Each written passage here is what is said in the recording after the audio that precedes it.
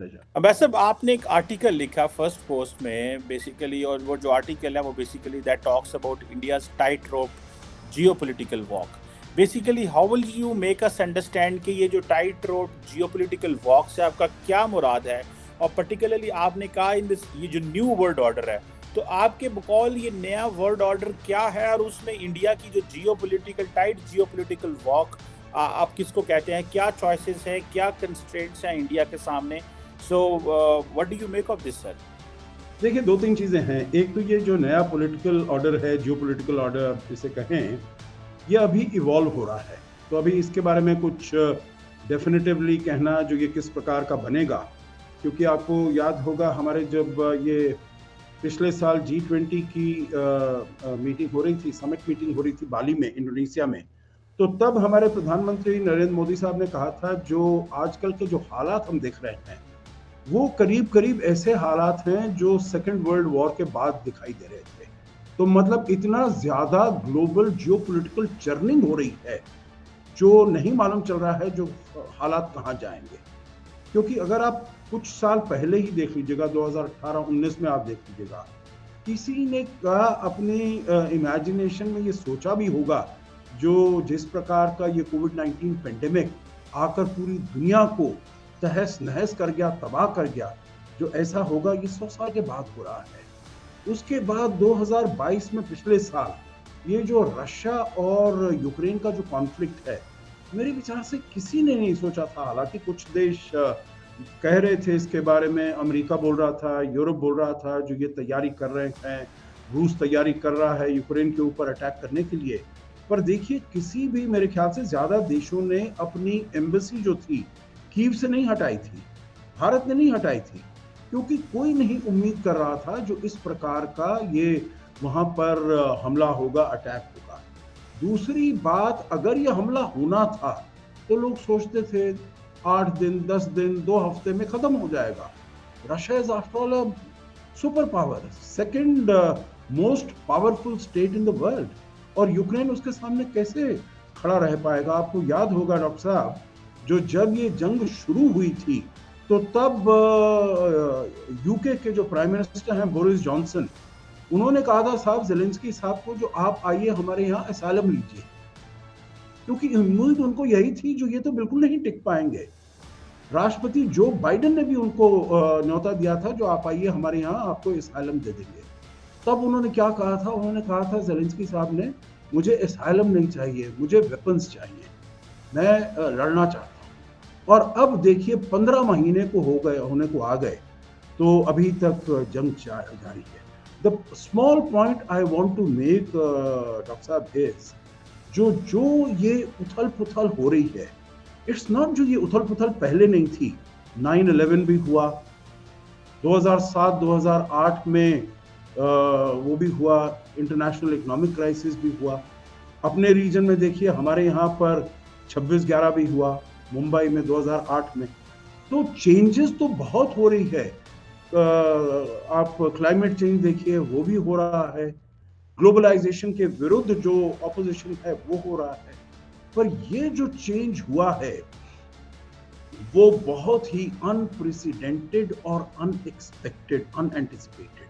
और इसके बाद क्या निकलेगा, ये मैंने इस अपने आर्टिकल में उसको कैप्चर करने का प्रयास किया है। और उसमें भारत ने क्या किया है, भारत के ऊपर क्या चुनौतियां थी, क्या चैलेंजेस थे, और भारत ने उस चैलेंजेस को कैसे डील किया है, और उसके ऊपर काफ़ी हद तक मैं यही कहूँगा जो कामयाबी पाई है, फतेह पाई है। और क्या यही नया डायरेक्शन है जो हमको नए इंटरनेशनल ऑर्डर की तरफ लेकर जा रहा है? बिल्कुल ठीक हो गया अम्बैसडर, आपने जिक्र किया, इसमें जारी बात है कि आपने कहा कि एक तरफ कोविड था और बहुत सारे मसाइल थे, यूक्रेन की वॉर आ गई, लेकिन आपने जिक्र किया है कि चाइनीज़ जो हैं उन्होंने 50,000 चाइनीज़ ट्रूप्स के साथ LAC में इनकर्जन की।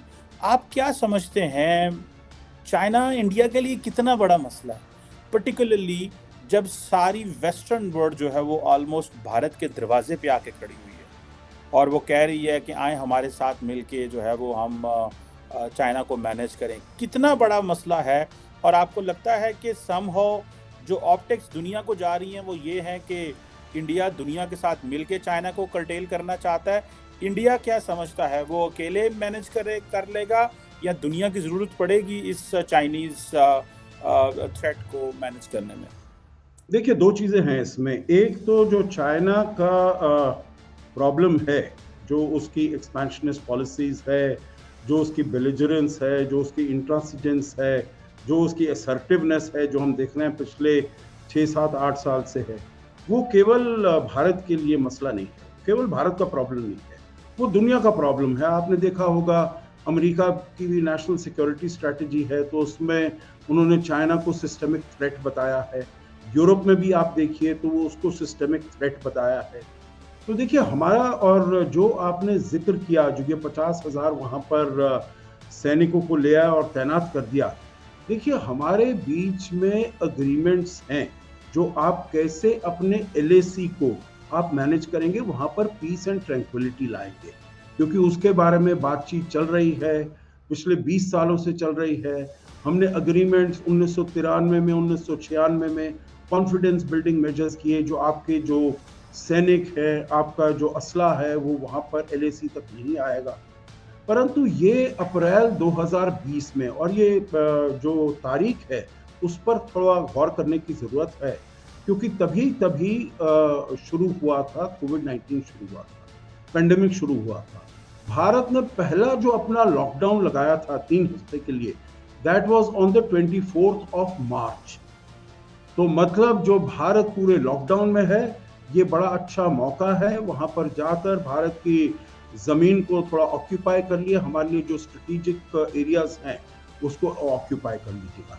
देखिए अभी तक चीन ने, बहुत बारी चीन से पूछा गया भाई ये आपने क्यों किया है, हमारी तो अग्रीमेंट्स थी, आपने अग्रीमेंट को क्यों वायलेट किया? China has not been able to give an answer, पर आप स्पेक्यूलेट कर सकते हैं, और मेरा अपना पर्सनल स्पेक्यूलेशन यही है, जो उन्होंने सोचा भाई ये तो बड़ा अच्छा मौका है, वहाँ पर जाकर इसको हम ले लेते हैं। तो ये तो हुई, जो वहाँ पर फिर झड़प भी हुई, पहली बार हमारे बॉर्डर पर 20 हमारे लोग शहीद हुए और पता नहीं कितने चीनी लोग, उनके सैनिक मारे गए। ये 45 साल के बाद पहली मर्तबा ऐसा हुआ। So it is completely turned the, जो हमारा इक्वेशन था, जो चल रहा था पिछले कितने सालों से। और जब प्रधानमंत्री मोदी आए थे, उन्होंने भी बहुत प्रयास किया, जो राष्ट्रपति शी जिनपिंग के साथ बड़े अच्छे ताल्लुकात किए जाएं। पहले सितंबर 2014 में उनको इनवाइट किया, उसके बाद फिर 2018 में उनको वहाँ पर वुहान में एक इनफॉर्मल समिट के लिए बुलाया गया। फिर 2019 में अक्टूबर में शी जिनपिंग भारत में आए इनफॉर्मल समिट के लिए, डाउन साउथ में महाबलीपुरम में, बड़ा अच्छा वो रहा।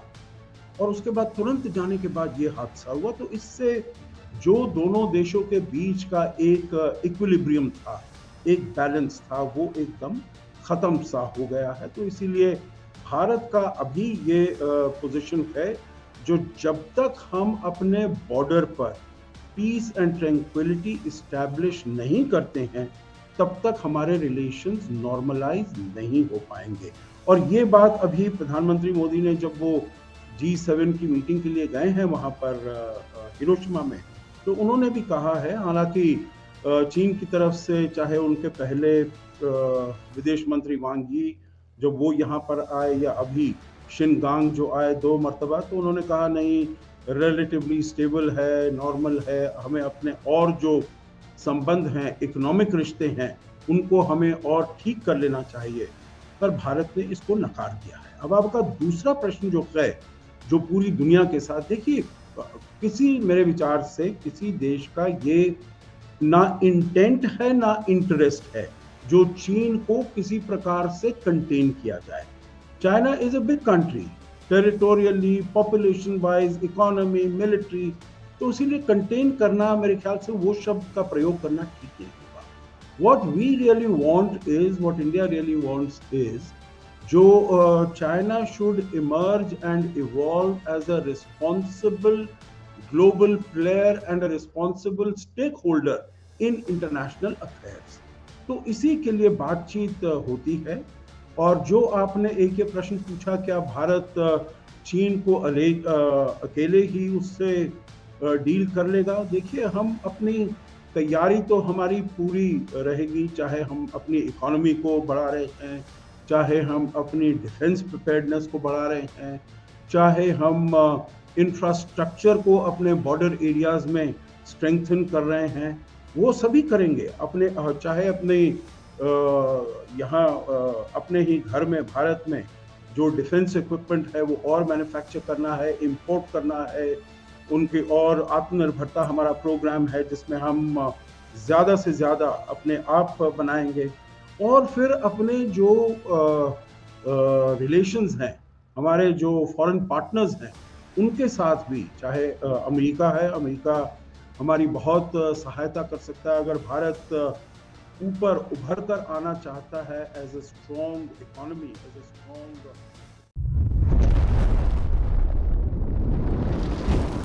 एकलव्य न्यूज इंडिया, अंतर्राष्ट्रीय खबरों का मंच।